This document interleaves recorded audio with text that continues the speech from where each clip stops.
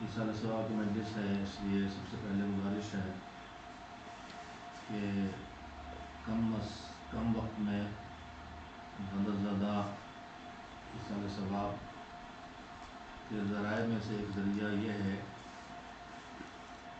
کہ سورہ حمد ایک بار اور 3 بار سورہ توحید کی تلاوت کر کے مرحومہ کی روح کو ہدیہ کر دیا جائے۔ بسم اللہ الرحمن الرحیم۔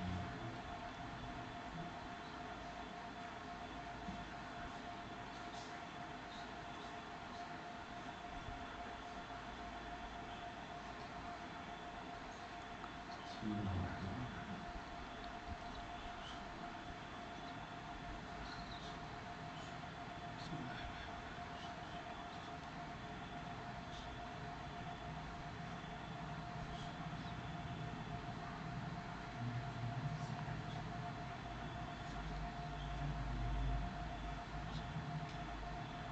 ایک بار صلوات بھیجیے محمد وعلی محمد علیہ السلام۔ اللہم صلی علی محمد وعلی محمد۔ اس وقت پوری دنیا جن حالات سے دوچار ہے، وبا گھیرے ہوئے ہے اور روزانہ ہمارے گرد جنازے اٹھتے ہوئے دکھائی دیتے ہیں یا موت کی خبریں ملتی ہیں، کبھی کبھی ان تابڑ توڑ پڑنے والی مصیبتوں اور مشکلات سے آدمی گھبرا کے الجھ کے بے تکی باتیں سوچنے لگتا ہے اور بے ڈھنگی باتیں کرنے لگتا ہے۔ میں نے چاہا کہ اس وقت اس مجلس میں اس بات کی وضاحت کر دوں کہ جب اللہ کی رحمت ہی رحمت ہے، پوری دنیا پوری کائنات اس کی رحمت کے 100 حصوں میں سے ایک حصے سے بنی ہے روایات کے مطابق، اور 99 حصے اس نے آخرت کے لیے رکھے ہیں، جو ہمارے لیے انتہائی درجہ امیدواری کا سبب ہے کہ جب یہاں ایک رحمت کے ایک حصے سے بنی ہوئی اس کل دنیا میں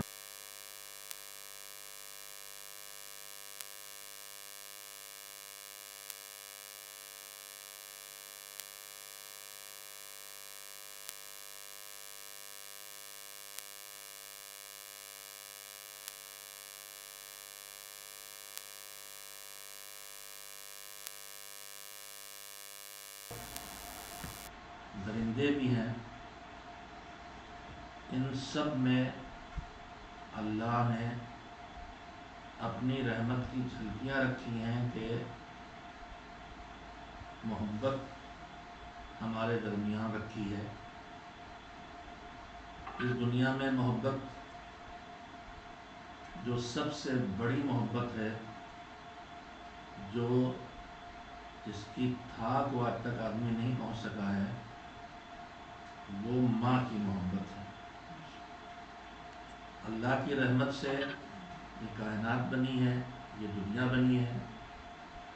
اس دنیا میں بے شمار رشتے ہیں، ان رشتوں میں محبتیں بٹی ہیں، ماں باپ کو اولاد سے محبت، اولاد کو ماں باپ سے محبت، بھائی بہنوں کی آپس کی محبت، باقی رشتہ داروں کی آپس کی محبت، اور اس کے بعد پھر دوست احباب کے درمیان کی محبت، پڑوسیوں کی محبت، ہم وطنوں کی محبت۔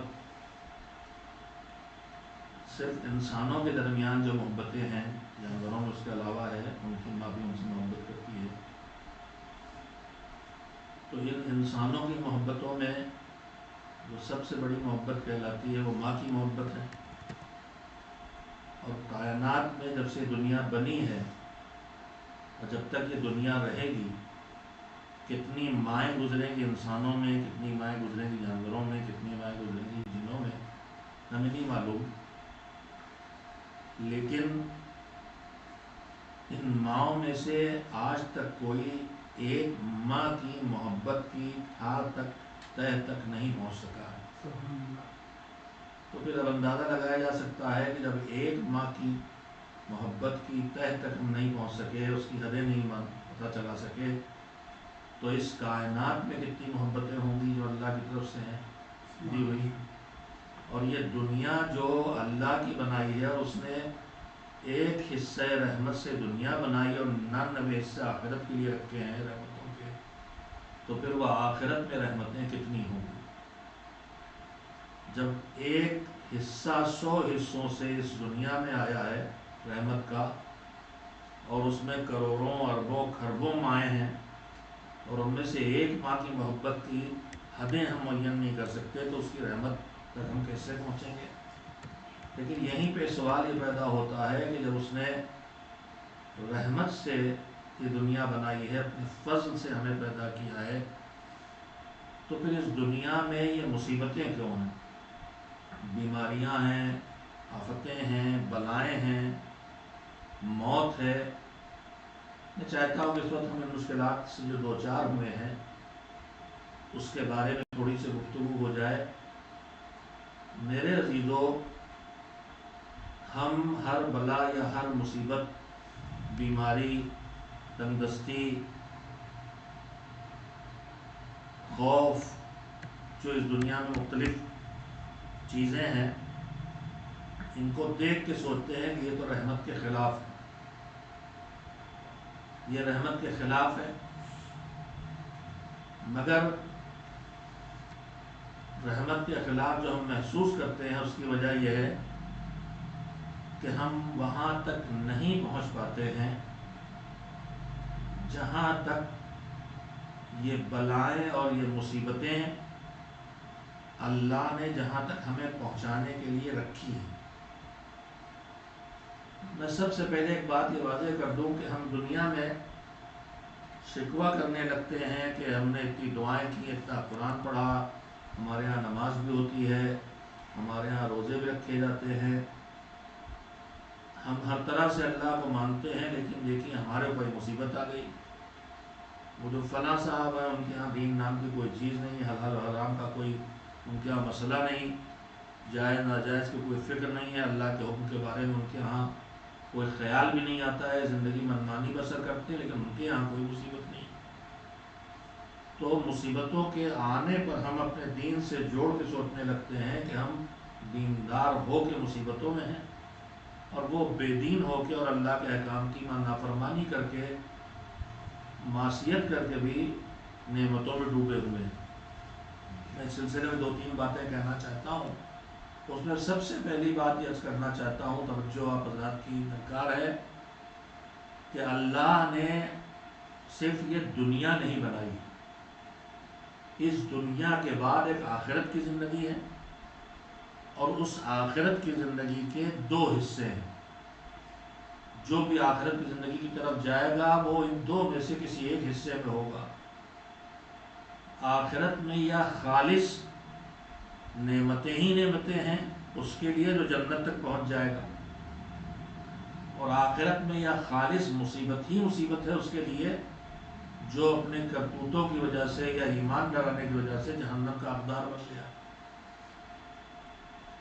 آخرت میں خالص راحت بھی ہے اور خالص مصیبت بھی ہے، مگر اللہ نے دنیا کا نظام ایسا بنایا ہے کہ اس میں نہ خالص راحت کسی کے لیے رکھی ہے اور نہ خالص مصیبت کسی کے لیے رکھی ہے۔ اس دنیا کا نظام ہی ایسا ہے کہ اس میں مصیبت اور راحت ملے جلے چلتے رہتے ہیں۔ اور اگر ہمارا یہ خیال ہے کہ کوئی مصیبتوں میں کبھی نہیں آتا اور اس میں کوئی بلا آج تک نہیں آئی اور اس کی مشکلات زندگی میں کہیں نہیں آئیں، جبکہ وہ بہت بڑا بے دین ہے اور دین نہیں مانتا، تو میں اس سلسلے میں 2 باتیں مذہب اور اہل بیت علیہ السلام کے سہارے کہنا چاہتا ہوں، جس سے یہ بات دینداروں کے الجھن ختم ہو جائے کہ ہم دیندار ہو کے بھی مشکلات کا شکار کیوں ہیں۔ پوری دنیا میں ہم دیکھتے ہیں کہ جو دیندار ہیں، جو باعمل ہیں، جو صاحبان ایمان ہیں، وہی زیادہ مشکلات کا شکار ہے۔ قتل و غارت کا شکار وہ ہیں، فقر تندرستی کا شکار وہ ہیں، جہالت کا ہم دیکھ لیں چاروں طرف جو مصیبتیں دین والوں پہ ہیں، دین کے ماننے والوں پہ ہیں، وہ زیادہ ہیں ان کی بنسبت جو دین پر، جو ان میں بہت سے ہیں جو ان کے پاس کوئی مشکل اور کوئی دشواری بظاہر ہے ہی نہیں ہے۔ لیکن میں پھر عرض کروں گا کہ دنیا اللہ نے خالص راحت یا خالص مصیبت کی جگہ کے طور پر بنائی ہی نہیں ہے۔ اکثر یہ روایت پڑھتا رہتا ہوں اور اس میں کئی کام کی باتیں، اس لیے اس روایت کے کچھ حصے اور پڑھ دیتا ہوں جو میرے موضوع سے مربوط ہے۔ اس کے علاوہ پروردگار عالم نے حدیث قدسی میں کہا ہے کہ ہم نے بہت سی چیزیں رکھی کہیں ہیں اور یہ انسان ڈھونڈتا کہیں اور ہے۔ اب ظاہر ہے کہ جہاں ہم نے یہ چیز رکھی ہے، جو چیز اللہ کہہ رہا، ہم نے جو چیز جہاں رکھی ہے وہاں وہ ڈھونڈے گا نہیں، کہیں اور ڈھونڈے گا تو اسے کبھی نہیں ملے گی۔ ہماری زندگی میں بھی ہم مجلس میں آئے، بیٹھے آ کے ایک دم سے ٹٹولا کہ وہ ہمارا موبائل، اب جو موبائل ڈھونڈا پلیز جیب میں نہیں، اس جیب میں نہیں، اب ادھر دیکھ رہے ہیں، ادھر دیکھ رہے ہیں، دروازے پہ دیکھ رہے ہیں، سوفے پہ دیکھ رہے ہیں، فرش پہ دیکھ رہے ہیں، اس لیے دماغ بیٹھا ہوا کہ موبائل لے کے آئے تھے۔ ہم یہاں لاکھ ڈھونڈتے رہے، یہاں نہیں ملے گا، اس لیے ہم چھوڑ کے آئے گھر میں اور ڈھونڈ رہے ہیں یہاں۔ تو جہاں چھوڑ کے آئے، جہاں ہم سے جہاں رکھا ہے، جب ہم وہاں نہیں ڈھونڈیں گے تو کہیں اور ڈھونڈیں تو لاکھ ڈھونڈے ملنے والا نہیں ہے۔ پروردگار عالم کہتا ہے کہ ہم نے کچھ چیزیں رکھی کہیں ہیں اور لوگ اسے ڈھونڈتے کہیں، اسے جو روایت میرے ذہن میں اسے 5-6 تذکرے ہیں، اکثر میں روایت پڑھتا رہتا ہوں۔ ہم انسانوں میں ایک چیز ہے کہ ہم معاشرے کے درمیان، لوگوں کے بیچ میں ہم خود کو تھوڑا بڑے نمایاں دیکھنا چاہتے ہیں۔ ہم چاہتے ہیں ہمارا ایک اسٹیٹس ہو، ہماری ایک پہچان ہو، ہماری ایک مرتبہ ہو، ہماری ایک منزل ہو۔ تو اپنے کو بڑا دکھانے کے لیے، اپنے کو ایک اسٹیٹس والا دکھانے کے لیے مختلف سہارے آدمی لیتا ہے۔ اسٹیٹس سمبل میں جس کی جیسی سوچ ہے، کہیں کوئی موبائل کا ماڈل بھی اسٹیٹس سمبل بن جاتا ہے، کہیں گاڑی اسٹیٹس سمبل بن جاتی ہے، کہیں حتیٰ کہ ٹائی اور ٹی شرٹ بھی اسٹیٹس سمبل بن جاتی ہے۔ فلاں کمپنی کا ہے، وہ جس کی جتنی اونچی سوچ ہے اتنی اونچی چیز سوچتا ہے۔ انہی میں سے ایک چیز یہ ہے کہ جب آدمی اونچا اٹھنا چاہتا ہے اور جب آدمی اسٹیٹس اور منزلت اپنی دکھانا چاہتا ہے تو بڑوں کا سہارا لیتا ہے، بڑوں کے ساتھ تصویریں کھنچا کے۔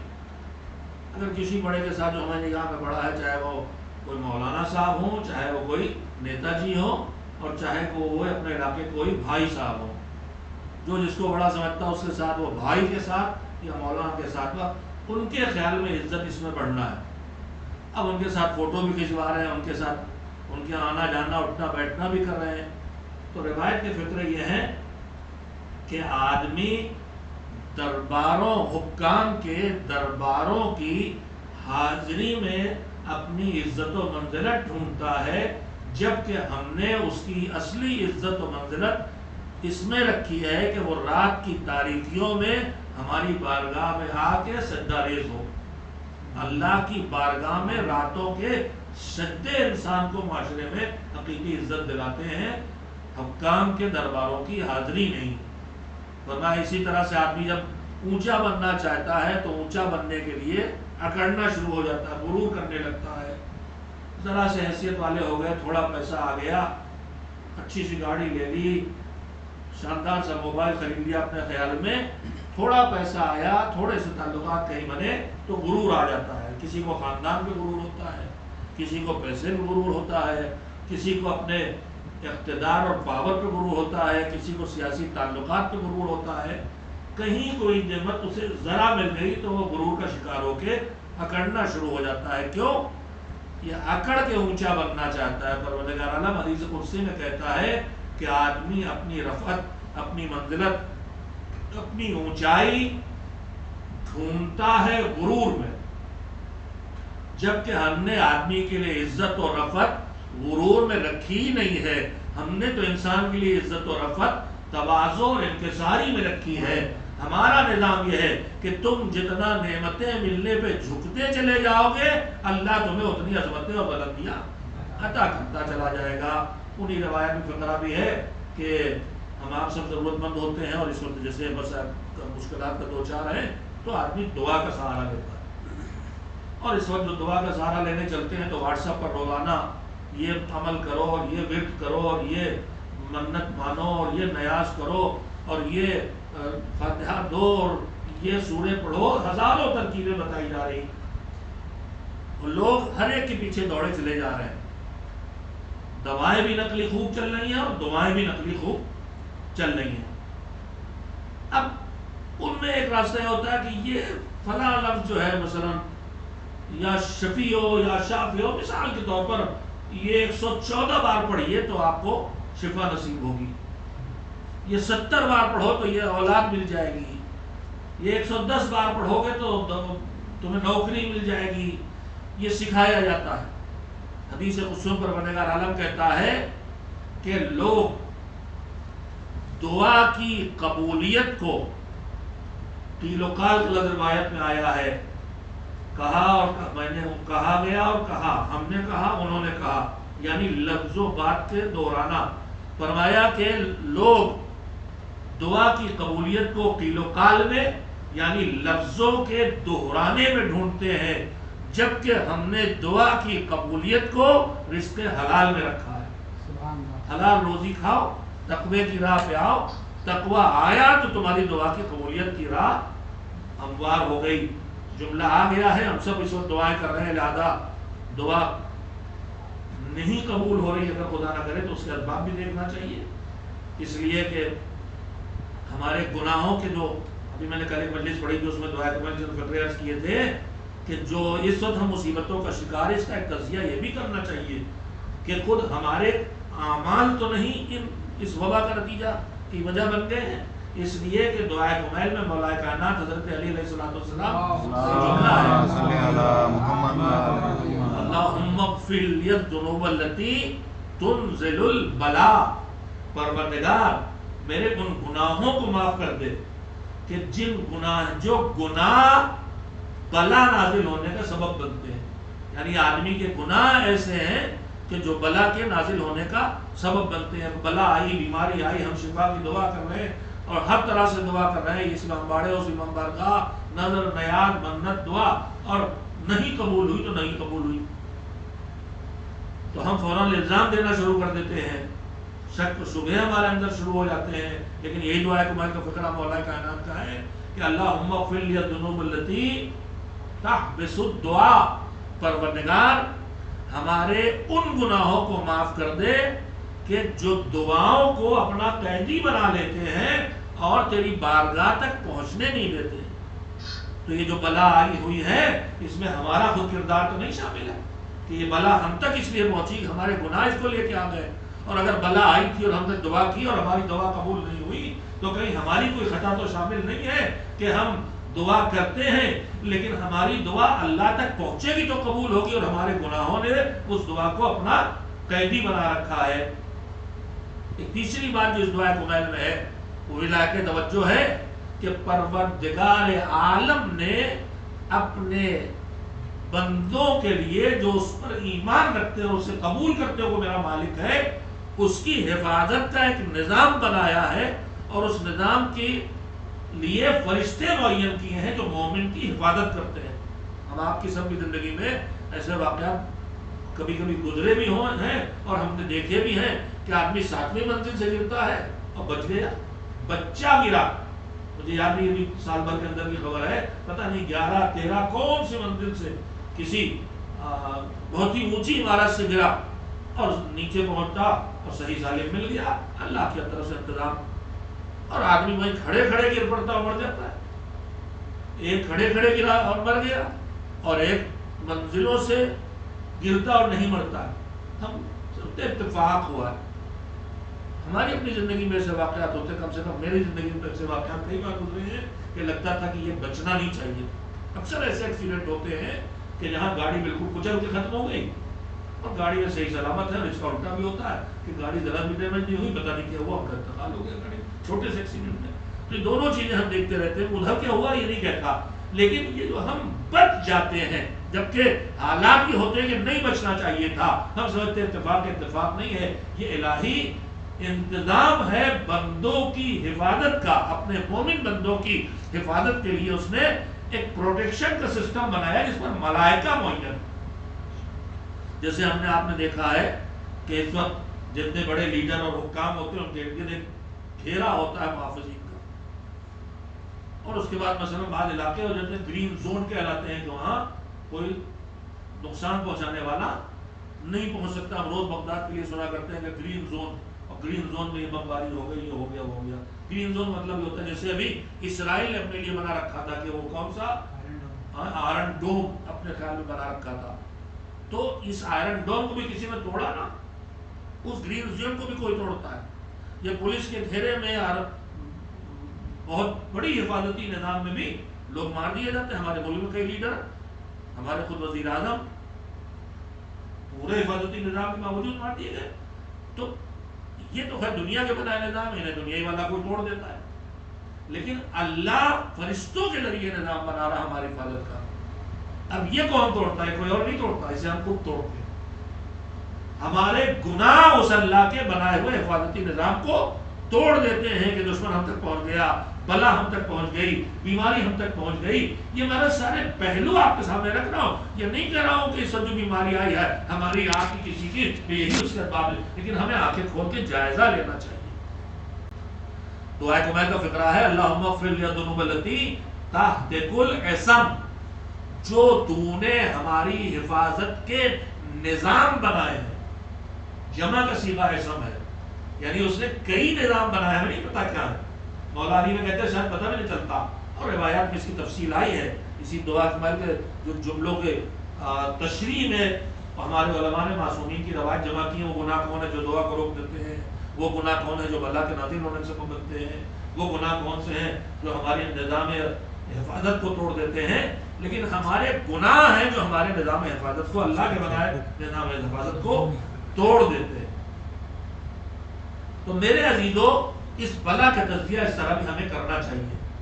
میں عرض کہاں کر رہا تھا؟ میں عرض کر رہا تھا کہ ہم اس دنیا میں شکوہ کرتے ہیں کہ دین پہ ہے، پابند دین بھی ہے اور سب کچھ کر رہے ہیں، ہم نے نماز بھی پڑھی، روزہ بھی رکھا اور ہر طرح دعا کی، مگر ہمارے گھر میں جو بلا آئی تو آئی اور جان لے کے چلی گئی. تو ہمیں ذرا پہلی بات یہ سمجھنا چاہیے کہ اس دنیا میں ہمارے مصیبت ہم پر پڑنا، اس کا یہ مطلب ہرگز نہیں ہے کسی بے دین پہ مصیبت نہ پڑنا کہ اللہ ان سے راضی ہے اور ہم سے ناراض ہو گئے. ایک راہ ہے اس کی کہ ہم اپنا نقصان خود پہنچا رہے ہیں، لیکن اللہ کہتا ہم نے اس دنیا کو بنایا ہی اس طرح ہے کہ بندہ یہاں خالص راحت ڈھونڈتا ہے، لیکن ہم نے خالص راحت دنیا میں رکھی نہیں ہے، ہم نے خالص راحت آخرت کے لیے رکھی ہے. دوسری بات اس سلسلے میں جس کے بعد ذہن کی الجھنیں ختم ہو جائے کہ کسی کو ہم نعمتوں میں ڈوبا اور بے دین ہے بے انتہا، بالکل اللہ کو نہیں مانتا ہے، اللہ کی بات نہیں مانتا ہے، لٹیرا، ڈاکو، اوقاف کا کھانے والا، لوگوں کی جائیدادوں کو ضبط کر لینے والا، لوگوں کی جانیں لے کھانا، ایسے کتنے نعمتوں میں ڈوبے ہمیں دکھائی دیتے ہیں. میرے عزیزو ہم جب کسی پہ مصیبت نہ پڑے تو ہم سمجھتے ہیں کہ اللہ اس سے بہت خوش ہے. مگر سنیے ایک صلوات بھیجے محمد والے.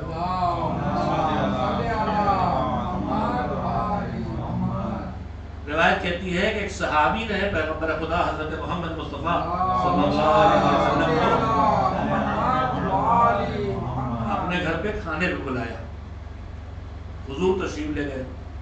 جب گھر تک پہنچے تو اس کے گھر کی دیوار پر ایک مرغ، گھر کا پالتو پرندہ، چاہے کبوتر ہو چاہے مرغی ہو، روایت کا لفظ ہے مرغ، بیٹھا ہوا تھا. اس پرندے نے جو دیوار میں بیٹھا تھا، گھر کی دیوار ہے تو 5-7 فٹ 8 فٹ 10 فٹ تو کچھ اونچی ہوگی، اس پہ پرندہ بیٹھا تھا. اور مکہ پتھریلی زمین کی جگہ ہے، کوئی ریت ویت تو ہے نہیں وہاں، بالو کہ گنگا کنارا ہو گیا، اگر انڈا بھی پھینک دو تو شاید نہ ٹوٹے، پتھریلی جگہ چٹانے. اس دیوار سے جو چار دیواری جو پرندہ بیٹھا تھا، مرغی یا کبوتر، اس نے انڈا دیا اور وہ انڈا زمین پہ گرا اور صحیح سالم رہا. تو یہ دیکھ کے حضور کے چہرے پر تعجب کے آثار پیدا ہوئے. تو جو میزبان صاحب تھے انہوں نے دیکھ لیا کہ حضور کے چہرے پر تعجب ہے، تو وہ سمجھے کہ اب کوئی ہمارے کسی فضیلت کے بیان کرنے کے وقت آ گیا ہے، ذرا حضور کو بتا دے. حضور نے کہا آپ کو اس پر کہ حضور آپ کو اس پر تعجب ہو رہا ہے جو انڈا نہیں ٹوٹا. کہاں ہو تو رہا ہے. کہا مگر ہمیں تو آج تک کوئی نقصان پہنچا ہی نہیں. یہ انڈا ٹوٹنے کی بات نہیں, ہمیں آج تک کوئی نقصان پہنچا ہی نہیں. روایت کہتی ہے کہ پیغمبر صلی اللہ علیہ وآلہ وسلم کا جیسا خوش اخلاق انسان, دلوں کا رکھنے والا انسان, جیسے اس نے کہا کہ ہم تو آج تک کسی مصیبت کا شکار, کوئی ہمیں نقصان ہوا ہی نہیں, آج تک کوئی نقصان نہیں ہوا. جیسے اس نے کہا حضور نے کہا ہم تمہارے کھانا نہیں کھائیں. واپس آ کیا ہوا کیا ہوا, کیوں حضور کیوں نہیں کھانا کھائیں گے؟ کہا اس کی زندگی میں کسی نقصان کا نہ آنا بتاتا ہے, اس کا نعمتوں میں ڈوبنا بتاتا ہے کہ اللہ اس سے ناراض ہے اور اس کو اس کے حال پہ چھوڑ دیا ہے. کیا مطلب ہوا اس کا؟ اس کا مطلب یہ ہوا کہ یہ مصیبتیں اللہ کی طرف سے بندے مومن کے لیے نعمت ہے.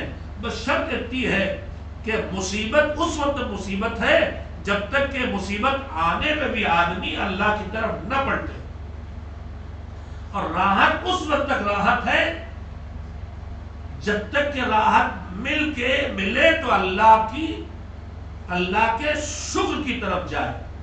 لیکن اگر مصیبت آنے پر یاد خدا آ جائے تو پھر یہ مصیبت نہیں ہے, یہ نعمت ہے. اور نعمتیں ملنے پر اور راحتیں ملنے پر اور سکون ملنے پر اگر شکر خدا اور ذکر خدا اور یاد خدا اور احسان پروردگار پیدا ہونے کے بجائے نخوت آنے لگے, تکبر آنے لگے, دین چھوٹنے لگے, اللہ سے دوری بڑھنے لگے, تو یہ نعمت نہیں ہے, یہ مومن کے لیے مصیبت ہے. یعنی اصل میزان یہ ہے, ترازو یہ ہے کہ مصیبت خدا کی طرف پلٹا دے تو وہ مصیبت نہیں ہے, اور راحت اور نعمت اگر خدا سے دور کر دے تو وہ راحت اور نعمت نہیں ہے. ایک صلوات بھیجیں محمد و آل محمد. دوسرا فطرہ جو میرے ذہن میں ہے کہ مصیبتیں پڑنے پر ہم سوچتے ہیں کہ کوئی مصیبت نہ پڑے تو اس سے اچھا کچھ نہیں. چوتھے امام حضرت زین العابدین علیہ السلام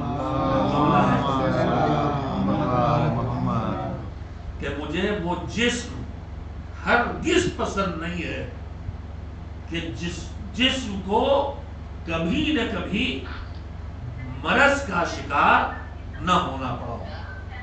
یعنی اگر آدمی کوئی زندگی اس طرح گزار رہا کہ اس کے بدن کو کبھی کوئی مرض, سر درد نہیں ہوتا, بخار نہیں ہوتا. ایک صلوات بھیجے محمد و آل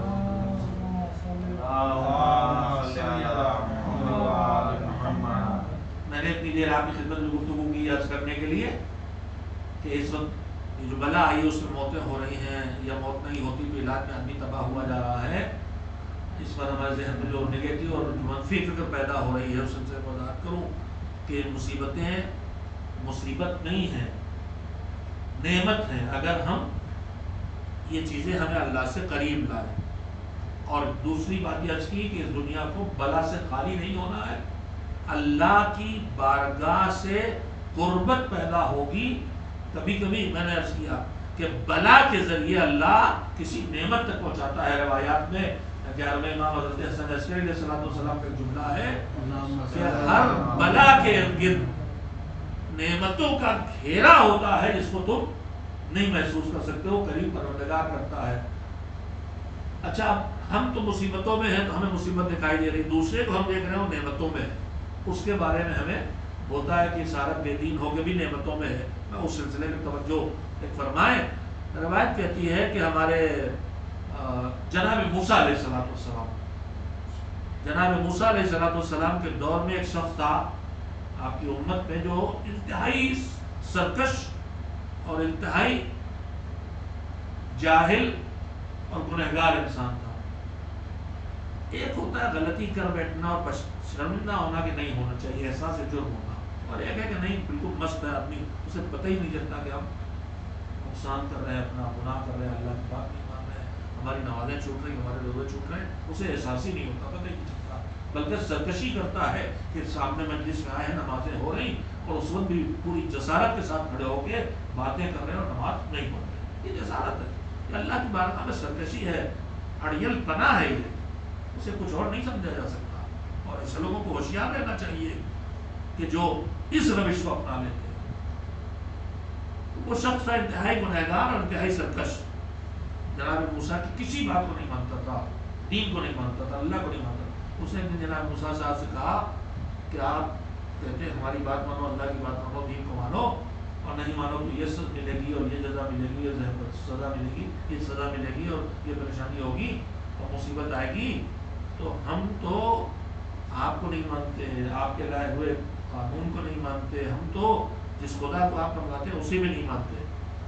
ہم نے آج تک نہ آپ کو مانا، نہ آپ کے خدا کو مانا، نہ دین کی آپ کی کوئی بات مانی، مگر ہمارے اوپر تو کوئی مصیبت نہیں آئی. اس سے جا کے اپنے جناب موسیٰ دور میں جاتے تھے اور باتیں کرتے ہم سے اس سے اپنے خدا سے کہنا چاہتے کہ ہمارے اوپر تو کوئی مصیبت نہیں، کوئی مذاق ہمارا.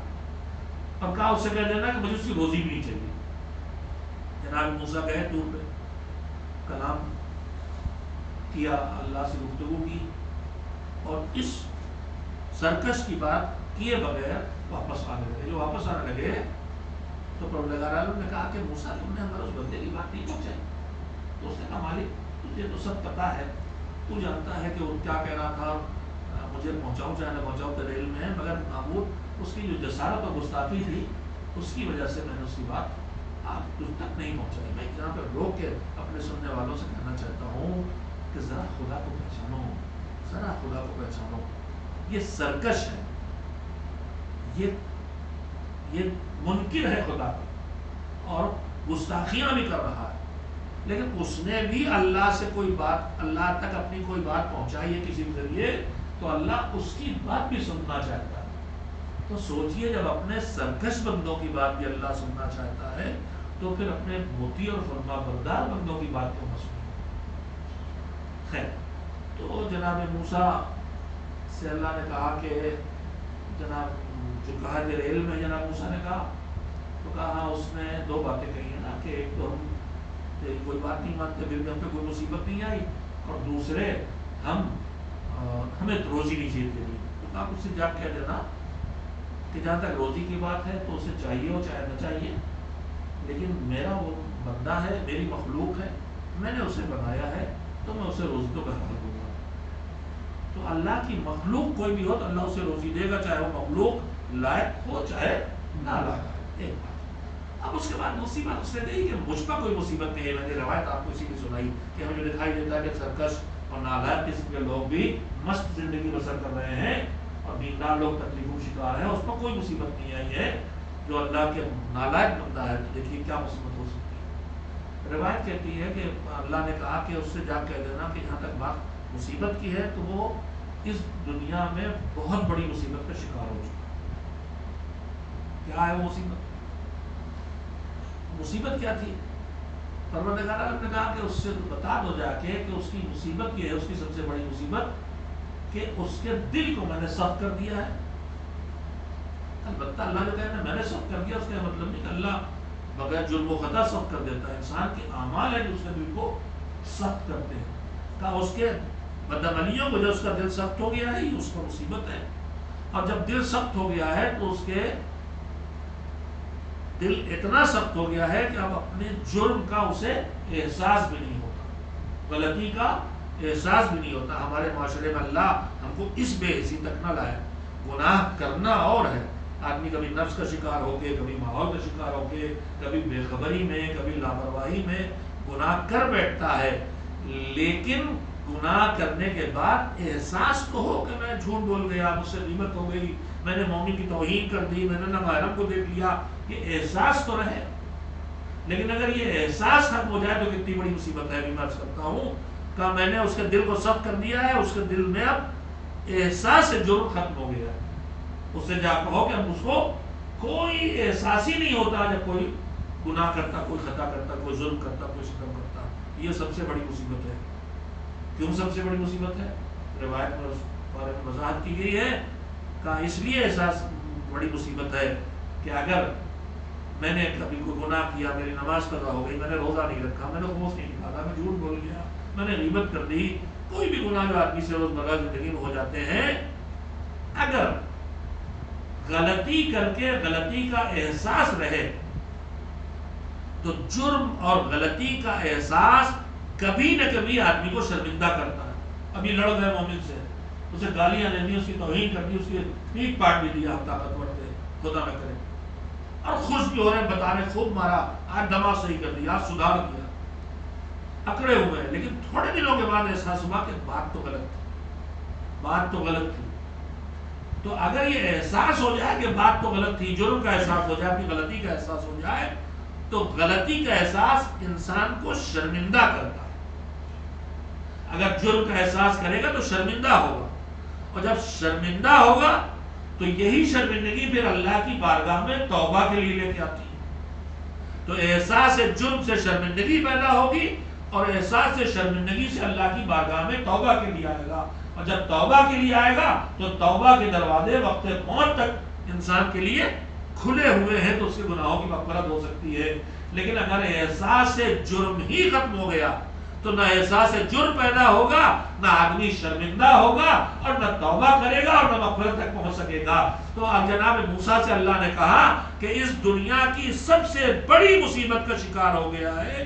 اس سے کہلایا دے, نہ میرا گھر جلا, نہ بیٹا مرا, نہ میرے گھر میں کوئی حادثہ ہوا, اس سے بڑی مصیبت کیا ہوگی, میں یہاں کچھ نہیں ہوا. تو اللہ نے کہا اس سے بڑی مصیبت یہ ہے کہ احساس جرم ختم ہو گیا. اس سے کہو کہ ہم نے تمہیں اس کا شکار کر دیا ہے.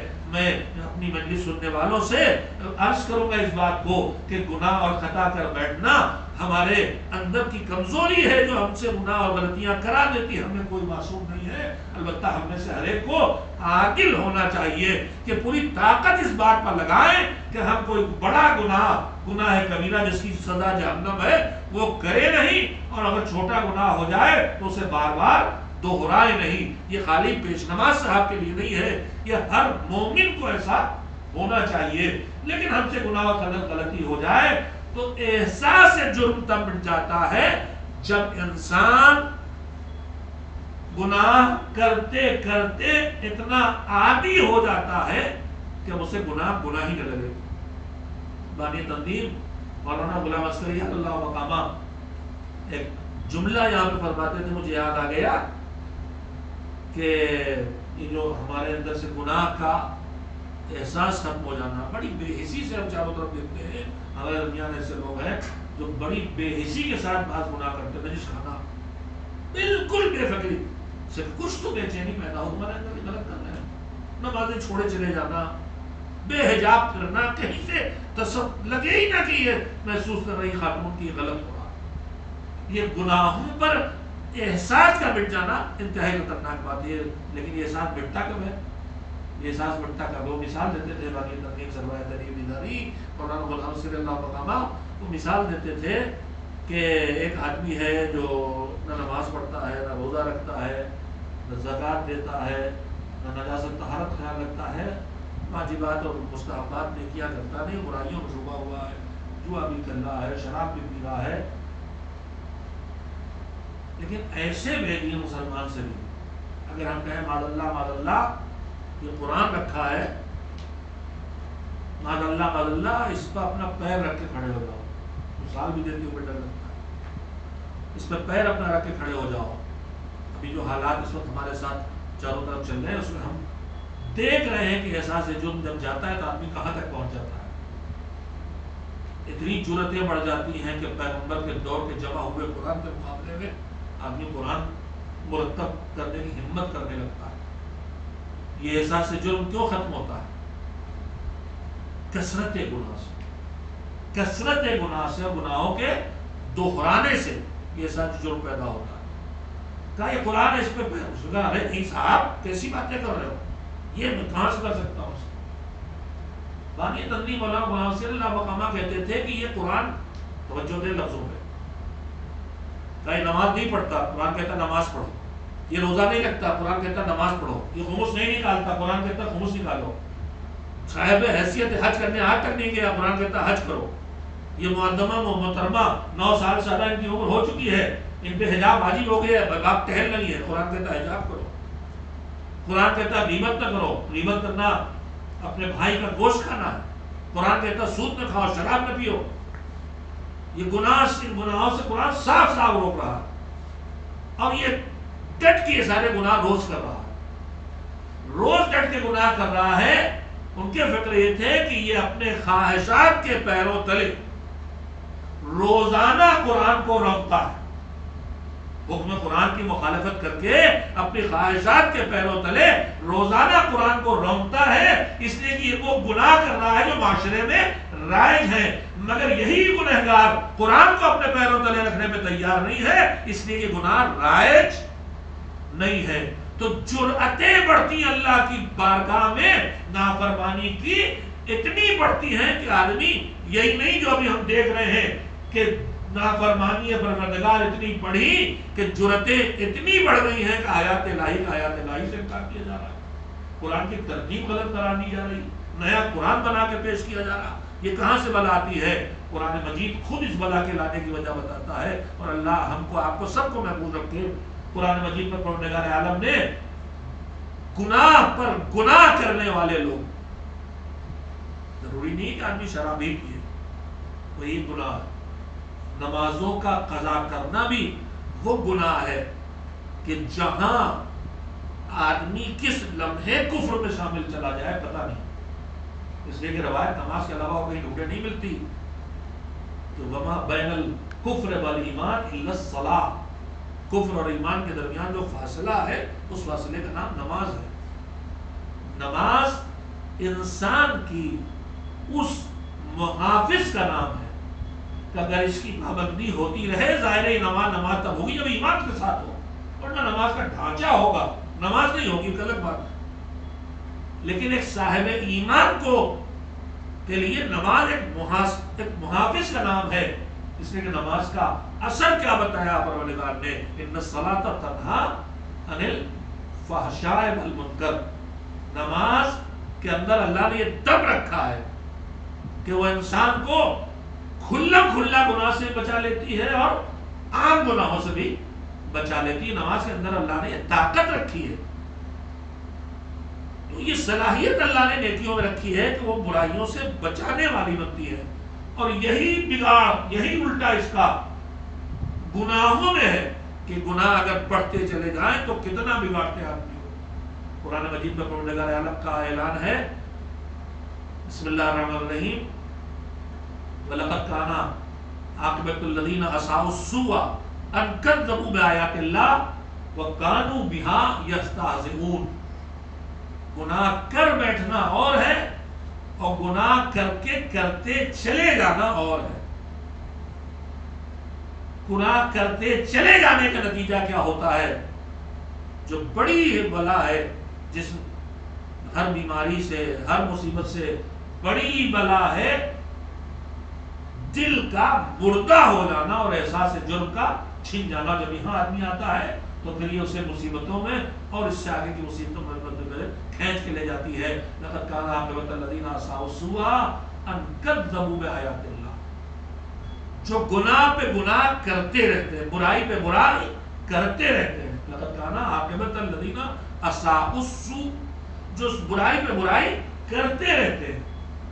لقد كان عاقبة الذين، ان کا آخری حشر یہ ہوتا ہے، کیا حشر ہوتا ہے؟ ان كذبوا بآيات اللہ، کہ وہ اللہ کی آیتوں کو جھٹلانے لگتے ہیں۔ دیکھیے نا، ابھی ہمارے سامنے ایک نمونہ موجود ہے قرآن کے اس اعلان کا کہ ہمارے درمیان ایک ایسا بدنفس پیدا ہو گیا کہ جو اللہ کی آیتوں کو جھٹلا رہا ہے، کہ اللہ کی قرآن کی آیتیں نہیں، ان کذبوا بآیات اللہ، اور نہ صرف یہ کہ اللہ کی آیتوں کو جھٹلانے لگتا ہے، وَكَانُوا بِهَا يَسْتَهْزِئُونَ، بلکہ آیات الہی کا مذاق اڑانے لگتا ہے۔ ہمارے درمیان کا وہ لوگ نہیں ہیں جو نماز کا مذاق اڑاتے ہیں، کیا ہمارے درمیان وہ لوگ نہیں جو حجاب کا مذاق اڑاتے ہیں، پردے کا مذاق اڑاتے ہیں؟ یہ بدنصیب ہے قرآن کی نگاہ میں، اور یہ ان کے اندر بھی ہمت پیدا ہوئی ہے آیات الہی اور احکام الہی کا مذاق اڑانے کا۔ اس کے پیچھے وجہ یہی ہے کہ گناہ پہ گناہ کرتے چلے گئے، گناہ کر بیٹھنا اور ہے اور گناہ کرتے چلے جانا اور ہے، ان دونوں میں بہت بڑا فرق ہے۔ پھر مجھے بانی تقدیم مولانا غلام صلی اللہ مقامہ کی ایک اور بات یاد آ گئی جو دلوں میں جگہ لے لے گی انشاءاللہ۔ ایک صلوات بھیجے محمد۔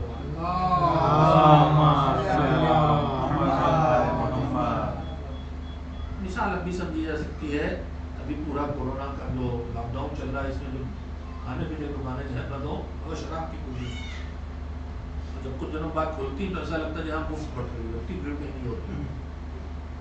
اور ظاہر ہے کہ وہ ہوش مند لوگ وہاں ہوتے ہیں تو ڈسٹینس تو رہتے ہی ہوں گے بھائی، زیادہ ہوش مند کون.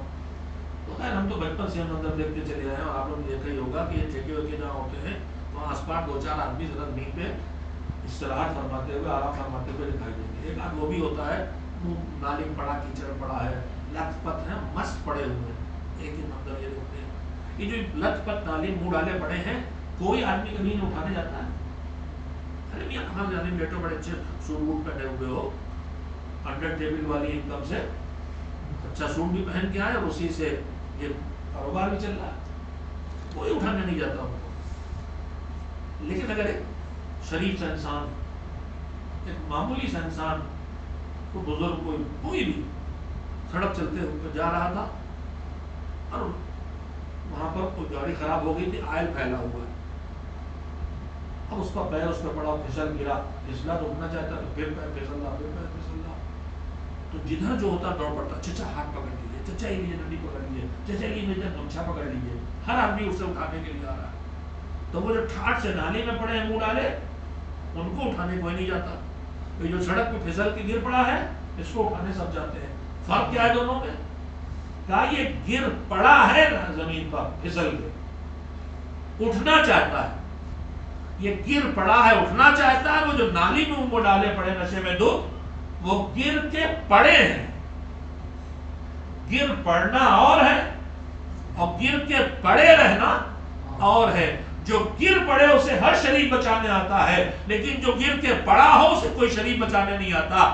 گناہ کر کے شرمندہ ہو کے اٹھنے کی کوشش کرنا اور ہے، توبہ بھی سہارا دے گی، استغفار بھی سہارا دے گا، اور اس کے بعد رحمت خدا بھی بازو پکڑے گی، شفاعت محمد والے محمد بھی. لیکن اگر گر کے پڑے ہیں، یہ گناہ بھی ہو رہا، وہ گناہ بھی ہو رہا، وہ گناہ بھی ہو رہا، نہ خود اٹھنے کا خیال ہے کہ توبہ کریں اور استغفار کریں. تو جب خود ہی اٹھنا نہیں چاہتے تو نہ رحمت بازو پکڑنے والی ہے، نہ شفاعت سہارا دینے والی. ایک صلوات بھیجے محمد والے. آخرکار ایک بات سبحان اللہ ہو ہی گئی. میں بھی ایک مجلس کو ختم کر دوں میرے پاس سے. ایک صلوات اور بھیجے محمد والے. میں نے آیت جو پڑھی تھی اس میں سورہ شعراء کی آیت ہے، پہلی آیت. احسب الناس ان یترکوا ان یقولوا آمنا. اے ایمان والو سن، بلاؤں سے پریشان ہو کے اللہ کی رحمتوں پہ شبہ نہ کرنے لگنا، اپنی غلطیاں ڈھونڈو. اور اس کے ساتھ ساتھ دوسرا رسول پیش نہیں کر سکا، اور یہ تھا کہ پروردگار ان بلاؤں کے ذریعے امتحان لیتا ہے اور درجات دیتا ہے. روایات یہ کہتی ہیں کہ کچھ درجات اللہ کی بارگاہ میں ایسے ہیں جو ان بلاؤں کے بغیر ان درجات تک آدمی پہنچ ہی نہیں سکتا. سوچے آدمی کے لیے کائے لیے بلا رکھتی ہے. آپ دیکھتے ہیں فوجی ٹریننگ میں کون کتنے مشکل ترین ٹریننگ کو لے لیتا ہے، اور جو جتنی مشکل ٹریننگ میں کامیاب ہوتا اتنی اونچی سے. تو کیا کمانڈوز جو ہوتے ہیں ان کی ٹریننگ دیکھیے آپ کتنی مشکل ہوتی ہے، تو اسے پھر اسی اعتبار سے اسٹیٹس بھی ملتا ہے، اسے وہی جاب بھی اونچی ملتی ہے. تو پروردگار روایت کہتی ہے کہ بہت سی جگہوں پر بلا، کچھ اللہ کی ایسے مناظر ہیں آخرت کے انسان کے لیے، مراتب ہیں کہ جو اس تک بلاؤں کے بغیر نہیں پہنچ سکتا. پھر اللہ علیہ جو بلاؤں کا نظام، ایک ہمارے گناہوں کا نتیجہ ہو سکتا، ایک اللہ کا امتحان ہو سکتا. باقی فہرست سنا رہا ہوں. ایک ہمارے اثرات عمل، ہمارے گناہوں کے اثرات ہو سکتے ہیں. اس کے بعد ایک چیز اور ہے کہ بندہ، اللہ جب مہربان ہوتا کسی بندے پر اس کے ایمان یا اس کے کسی عمل کی وجہ سے، تو اسے آخرت کے عذاب سے بچانا چاہتا ہے. اور جب آخرت کے عذاب سے بچانا چاہتا ہے تو اس کے لیے وہ اس عذاب کو آخرت کے عذاب سے پہلے اسے نپٹا دینا چاہتا ہے. روایت یہ کہتی ہے کہ جب اللہ مومن گنہگار ہوتا ہے اور ہم سب گنہگار ہیں، اور اللہ مہربان ہوتا ہے اس کے کسی عمل کی وجہ سے، جو اچھا عمل ہے اس کی وجہ سے اس میں مہربان چاہتا ہے کہ گناہ ہے تو آخرت کا عذاب ہے، لیکن بچانے کے لیے وہ دنیا میں بلاؤں کا شکار کر دیتا ہے. کبھی بیماری کا شکار، کبھی مصیبت کا شکار، کبھی تندرستی کا شکار، کبھی فقر کا شکار، تاکہ آدمی چونک جائے، جاگ جائے. بلا انسان کو جگانے کے لیے بھی ہوتی ہے، بلا انسان کو چونکانے کے لیے بھی ہوتی ہے. تو ایک وجہ یہ بھی ہوتی ہے کہ جاگ جائے. مہربانی ہوتی ہے عذاب سے بچانے کے لیے. دنیا میں مشکلات کا شکار کرتا ہے، اگر اس سے بھی نام عمل اس کا ساتھ نہیں ہوتا آخرت کا، تو وقت موت کی سختیاں اس سے نپٹا دیتا ہے. اگر وہاں بھی نجات نہیں پائی تو برزخ کی سختیوں میں رکھ کے آخرت کے عذاب سے جہنم کے عذاب سے آتش جہنم سے بچانے کے لیے تدبیر کرتا ہے. یہ اس کی رحمت کا انداز ہے. ہم اسے مشکل سمجھ رہے ہیں لیکن بڑی مصیبت سے بچانا چھوٹی مصیبت ڈالتے. جیسے ابھی ٹیکے لگنا ہے، ہم کو ٹیکے لگنے کے بعد درد بھی ہوگا، ٹیکے لگنے کے بعد بخار بھی آ سکتا ہے، ٹیکے لگنے پہ تھوڑا بہت بدن میں تکلیف بھی ہو سکتی ہے، ٹیکے لگنے پر کوئی اور زخم بھی ہو سکتی ہے، لیکن یہ تکلیف اس لیے اٹھائی جائے گی کہ بڑی مصیبت سے خود کو بچایا جا سکے. تو یہ تکلیف جو ڈاکٹر کی اس کام سے پہنچے گی اسے کوئی تکلیف نہیں کہے گا. ہڈی ٹوٹ گئی ہے تو بٹھانے جاتے ہیں، ڈاکٹر ہڈی بٹھاتا ہے، کبھی کبھی بے ہوش کیے بغیر اس لیے کہ ہوش میں رکھتے ہی اسے سیدھا کرنا مثلا شدید ترین تکلیف اٹھانا پڑتی ہے، لیکن سب کو پتا ہے کہ تکلیف اس لیے پہنچائی جا رہی ہے کہ بعد میں جو بڑی مصیبت ہے اس سے نجات دلائی جا سکے. تو ایک نظام پروردگار یہ بھی ہے کہ بڑی مصیبت سے بچانے کے لیے آخرت کے جہنم کی آگ کی مصیبت سب سے بڑی مصیبت ہے، اس سے نکالنے کے لیے دنیا میں سختی، وقت موت، فشار قبر، برزخ، عالم حساب میں سختی، یہاں تک کہ منزل حساب اور میدان حساب میں بھی سختیوں کے شکار کر کے آتش جہنم سے بچا لیتا. ایک روٹی ہے، ایک صلوات بھیجیے کوشش کی کہ فکری حد تک کسی حد تک ان اجزاء کو آپ کے سامنے رکھ دیا جائے تاکہ ہم اس موقع کو اپنی مصیبت بڑھانے کا ذریعہ بتانے کے بجائے اس مصیبت کو اللہ کی رحمت حاصل کرنے کا ذریعہ بنا سکیں. بلا اللہ سے قریب لائے تو پھر اس سے اچھا، اس سے بہتر بندے کے لیے اور کچھ نہیں. سید الشہداء حضرت امام حسین علیہ السلام کی جو دعا ہے یوم عرفہ کی مشہور کہ حج کے موقع پر آپ نے جو دعا کی ہے میدان عرفات میں ظہر کے وقت، پورے روایت کہتی ہے کہ پورے کنبے کے ساتھ پورے گھر کے جوان بچے مرد عورت بوڑھے کنبے کے اور خادم و غلام سب کو لے کے خیمے سے باہر نکل کے امام نے نماز پڑھی اور اس کے بعد پھر یہ دعا پڑھی ہے. اس دعا کے اختتامی حصوں میں فقرہ ہے جو بہت مشہور ہے، ہم سب جانتے ہیں کہ الہی ماذا وجدا من فقدک وما الذی فقدا من وجدک. پروردگار جس نے تجھے کھو دیا اس نے پایا کیا ہے؟ دولت بھی ہے، نعمت بھی ہے، راحت بھی ہے، گاڑیاں بھی ہیں، بینک بیلنس بھی ہے، تعلقات بھی ہیں، عزت بھی ہے، شہرت بھی ہے، اولاد بھی ہے، ساری نعمتوں میں ڈوبا ہے مگر خدا نہیں اس کے پاس. تو حسین کہتے ہیں اس کو سب مل گیا ہے خدا کے علاوہ، کہتے ہیں اس کو کچھ نہیں ملا. ماذا وجدا من فقد، اس نے پایا کیا ہے جس نے تجھے کھو دیا. اور اس کا الٹا تندرستی بھی ہے، بیماری بھی ہے، زحمتیں بھی ہیں، مصیبتیں بھی ہیں، تنہائی بھی ہے، لوگ چھوڑے ہوئے ہیں، اجزاء الگ ہیں، سب مصیبتیں ہی مصیبتیں مگر خدا ہے، یاد خدا ہے، اللہ کی بارگاہ میں حاضری ہے، توبہ ہے، دعا ہے، راہ خدا میں خرچ کرنے کا جذبہ ہے، یہ ساری چیزیں ہیں. تو فرمایا امام نے کہ من الذی فقدا من وجدک، جس نے تجھے پا لیا اس نے کھویا کیا. اور یہ حسین زبان سے نہیں کہہ رہے تھے، کربلا یہی دکھلاتی ہے، روایات کہتی ہیں کہ صبح سے جب شہادتوں کا سلسلہ شروع ہوا ہے تو روایات یہ کہتی ہیں کہ جتنی مشکلات بڑھتی تھی، جتنی شہادتیں ہوتی تھیں، جتنے عزیزوں کو کی لاش اٹھانا پڑتی تھی، ہر مصیبت پڑنے پر حسین کے چہرے کی سرخی بڑھ جاتی تھی. حسین کے چہرے کی سرخی بڑھ جاتی تھی، یعنی حسین کا اطمینان بڑھ رہا ہے کہ جو میری فریضہ ہے وہ میں ادا کر رہا ہوں اور میری قربانیاں جو اللہ کے لیے وہ اللہ تک پہنچ رہی ہیں. اور جتنی مشکلیں بڑھتی جاتی تھیں یہ فقرہ حسین کی زبان پہ بڑھتا جاتا تھا، لا حول ولا قوت الا باللہ، اللہ کے علاوہ نہ کوئی طاقت ہے نہ کوئی قوت ہے. اگر آدمی یہاں تک پہنچ سکے کہ یہ دل کی گہرائیوں سے سمجھ لے کہ اللہ کے علاوہ نہ کوئی طاقت نہ کوئی قوت، تو پھر وہ کبھی کمزور نہ ہوگا، چاہے برابر کا بھائی شہید ہو چکا ہو، چاہے جوان بیٹے کی لاش اٹھا چکا ہو، اور چاہے وہ منظر بھی نگاہیں دیکھ رہی ہوں کہ ابھی چادریں چھنیں گی، ابھی نیزوں پر سر کٹے ہوئے بلند ہو گئے، اور ابھی حسین کا دل مضبوط ہے اور مضبوط شہادتوں کے ساتھ مضبوط ہوتا چلا جا رہا ہے. اس لیے حسین کے فکر ایک بس فکر ہے، اور فکر یہ ہے کہ جو میرے فریضہ ہے وہ ادا کر لوں اور اللہ میری قربانیوں کو قبول کر لے. روایات کہتی ہیں کہ سید الشہداء صبح سے جب کوئی آتا تھا میدان جنگ میں جانے کی اجازت لینے کے لیے تو حسین اجازت دے کے اسے رخصت کر دیا. اور کچھ سیرت کے ٹکڑے سامنے آئے ہیں کہ کیسے رخصت کیا. ان میں انتہائی دردناک وقت وہ ہے کہ جب گود کے پالے بھائی کی یادگار اور یتیم کو حسین نے رخصت کیا ہے. تو جناب قاسم جو کسی طرح اجازت نہیں مل رہی تھی، بے چین خوشے میں مایوس بیٹھے ہیں. آخر ماں نے پوچھا بیٹا مایوسی کیا ہے؟ کہا اتنی بڑی مشکل کا شکار ہوں اماں کہ چچا تنہا ہوتے چلے جا رہے ہیں اور مجھے میدان جنگ میں جانے کی اجازت نہیں ہے، بڑی مشکل ہے، کیا کروں؟ تو ایک مرتبہ ماں جو ماں ہے مگر معصوم کی زوجہ ہیں جناب ام فروا کا بیٹا کیا بہت دشواری ہے تمہارے لیے؟ کہاں؟ کہ تمہارے بابا نے وقت موت اپنی شہادت کے وقت تحریر لکھ کے دی تھی اور کہا تھا اسے بازو میں باندھ دو، اور جب کسی مشکل کا شکار ہو میرا بچہ، بڑی مشکل کا، تو اس وقت یہ تحریر کھول لینا. کہا اس سے بڑی مشکل کیا ہوگی؟ تحریر دیکھی تو بڑے بھائی نے چھوٹے بھائی کے نام تحریر لکھی تھی کہ بھیا میں تو کربلا میں نہیں ہوں گا، لیکن میری نگاہ میرے اس لال قاسم کی قربانی کو قبول کر لینا. بھائی کی تحریر، چچا باپ کی تحریر لے کر چچا کے پاس یتیم حسن آیا. اب حسین روکے تو کیسے روکے، مگر روایت کہتی ہے شاید کسی کو اس طرح رخصت نہیں کیا کہ اپنے بھیا کے یتیم کو سینے سے لگا کے حسین بھی روئے اور قاسم بھی روئے. روایت کہتی ہے کہ قاسم بھی اجازت لینے آئے تھے تو رو رو کے کبھی چچا کے پیروں کو چومتے تھے، کبھی ہاتھوں کو، چچا اجازت دے دو، چچا اجازت دے دو. حسین نے اجازت دی تو سینے سے لگائے اور دونوں روئے، اس طرح سے روئے کہ غش کے عالم میں زمین پہ آ گئے.